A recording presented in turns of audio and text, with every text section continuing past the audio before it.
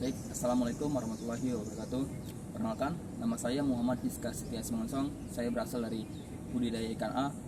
Saya ingin mempresentasikan hasil kerja saya yang berjudul budidaya ikan patin. Baik, langsung aja ke materinya. Bab 1, pendahuluan.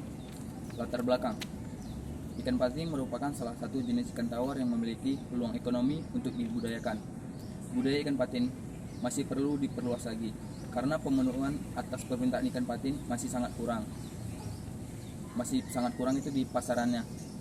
Rasa daging ikan patin yang enak dan gurih konon memiliki rasa yang lebih dibandingkan ikan lele. Rasa ikan patin itu lebih enak daripada ikan lele. Ikan patin memiliki kandungan minyak dan lemak yang cukup banyak di dalam dagingnya. Teknik budidaya ikan patin sebenarnya relatif mudah, sehingga tidak perlu ragu jika berminat menekuni budidaya ikan patin ini. Pada awalnya, pemenuhan kebutuhan ikan patin hanya mengandalkan penangkapan dari sungai, rawa, dan danau sebagai habitat asli ikan patin. Seiring dengan meningkatnya permintaan dan minat masyarakat, ikan patin mulai dibudidayakan di kolam, di tambak, dan lainnya. Permintaan ikan patin yang terus meningkat memberikan peluang bagi usaha-usaha setiap orang untuk menekuni usaha di bidang budidaya ikan patin ini. Dengan permintaan yang demikian meningkat, jelas tidak mungkin mengandalkan tangkapan ikan alam. Jelas kita tidak mungkin mengandalkan tangkapan yang dari alam seperti di danau, di sungai, dan di rawa. Kita harus membudidayakan ikan patin itu dalam kolam, keramba jaring apung, dan bioflok, supaya kita lebih mudah mengontrolnya dan lebih banyak memproduksinya. Tetapi perlu dibudidayakan ikan patin secara lebih intensif. Ada anggapan bahwa membudidayakan ikan patin masih dianggap sebagai kegiatan yang kurang menguntungkan. Mengingat di beberapa perairan Sumatera dan Kalimantan, ikan ini masih dengan mudah ditemukan. Anggapan ini sungguh keliru karena keberadaan ikan patin yang terkenal lezat dagingnya tidak selamanya bisa dipertahankan di alam. Jadi makin lama itu makin berkurang dan punah. Hal ini tentu saja masuk akal karena banyak pihak yang merasa berkepentingan untuk memanfaatkan sumber daya alam, termasuk menggunakan hal-hal yang kontraproduktif. Misalnya memanfaatkan salah satu sumber daya alam dengan tidak memperhatikan sumber daya alam yang lain. Dengan demikian, apabila suatu saat lingkungan hidup patin terancam oleh pemanfaatan sumber daya alam yang kontraproduktif, maka pembudidayaan patin merupakan satu-satunya usaha untuk melestarikan dan mengoptimalkan sumber daya ikan patin. Baik, kita langsung aja ke rumusan masalah. Berdasarkan latar belakang di atas, maka rumusan masalah disusun sebagai berikut. 1. Apa saja yang termasuk sistematika dan ciri morfologi ikan patin? 2. Apa saja ikan yang termasuk kerabat ikan patin? 3. Apa saja hama dan penyakit yang dapat menyerang ikan patin? 4. Apa yang harus dilakukan saat proses pembesaran ikan patin? 5. Bagaimana cara mengobati ikan patin yang terserang penyakit? Dari rumusan masalah ini, kita langsung ke tujuannya. Tujuan dari hasil penelitian ini. Tujuannya adalah 1. Mengetahui apa saja yang termasuk sistematika dan ciri morfologi ikan patin. 2. Mengetahui apa saja ikan yang termasuk kerabat ikan patin. 3. Mengetahui apa saja hama dan penyakit yang dapat menyerang ikan patin. 4. Mengetahui apa yang harus dilakukan saat proses pembesaran ikan patin. 5. Mengetahui bagaimana cara mengobati ikan patin yang terserang penyakit. Baiklah, langsung kita ke bab kedua, yaitu pembahasannya. Ke 1. Sistematika dan ciri morfologi ikan patin.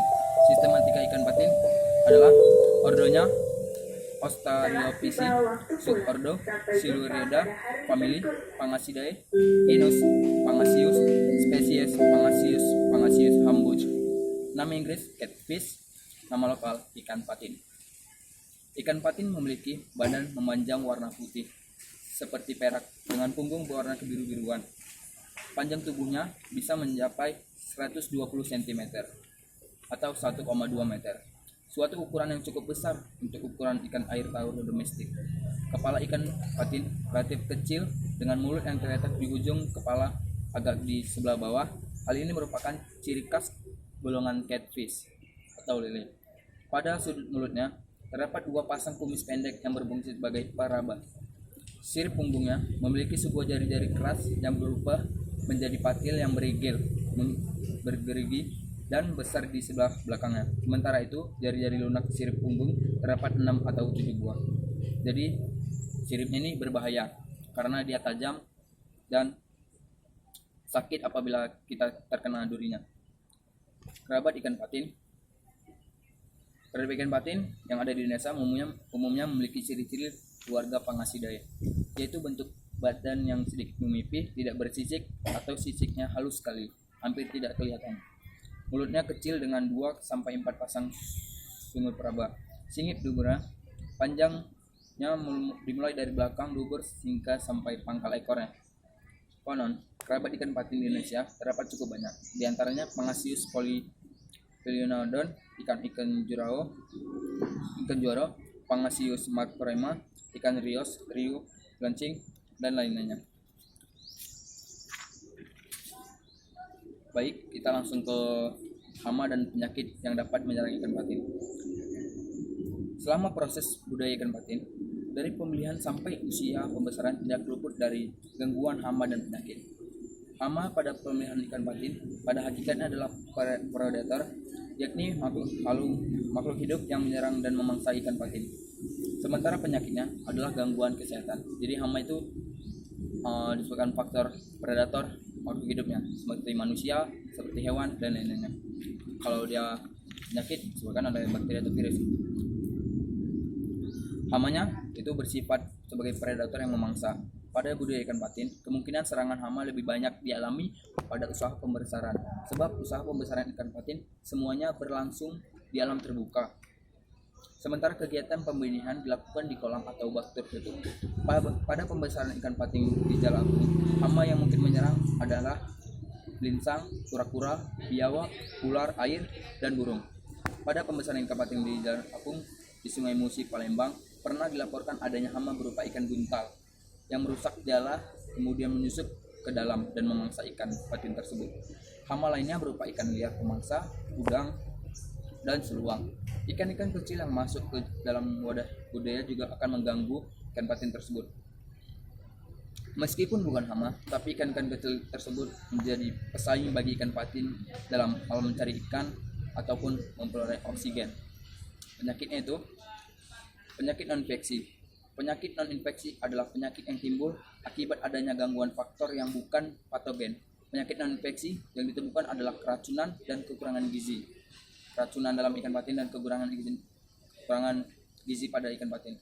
Hal itu menyebabkan patin sulit untuk bertumbuh, berkembang biak, dan bisa menyebabkan kematian.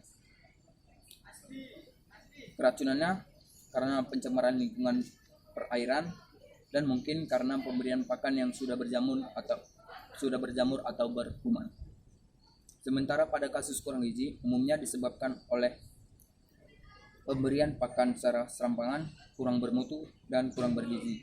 Jadi pembudaya hanya mengasihkan pakan ikan sekedarnya saja, tidak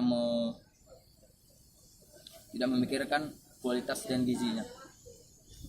Untuk mencegah terjadinya kasus keracunan pakan harus diberikan secara selektif dan lingkungan dijaga agar tetap bersih. Bila tingkat keracunan belum parah, ikan-ikan yang setengah mabuk tersebut harus diangkat dan ditempatkan pada wadah yang berisi air bersih.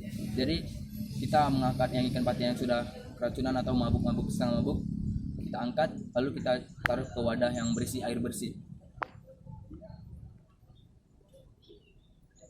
Lalu penyakit akibat infeksi. Organisme patogen yang menyebabkan infeksi biasanya berupa parasit, jamur, bakteri, atau virus.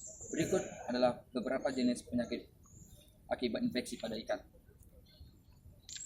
Penyakit parasit, kedua penyakit jamur, ketiga penyakit bakteri. Penyakit parasit. Penyakit parasit dari bangsa protozoa dari jenis Ictyovirus multifilis pokue atau yang biasa disebut pengacur ikan. Buktinya, benih patin berumur 1,1 sampai 2 bulan dapat habis dalam waktu singkat karena terserang penyakit ini.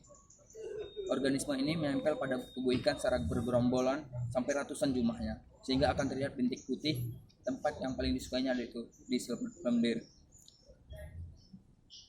Penyakit jamur. Penyakit jamur biasanya terjadi akibat luka pada badan ikan. Luka dapat berupa goresan maupun luka akibat serangan penyakit.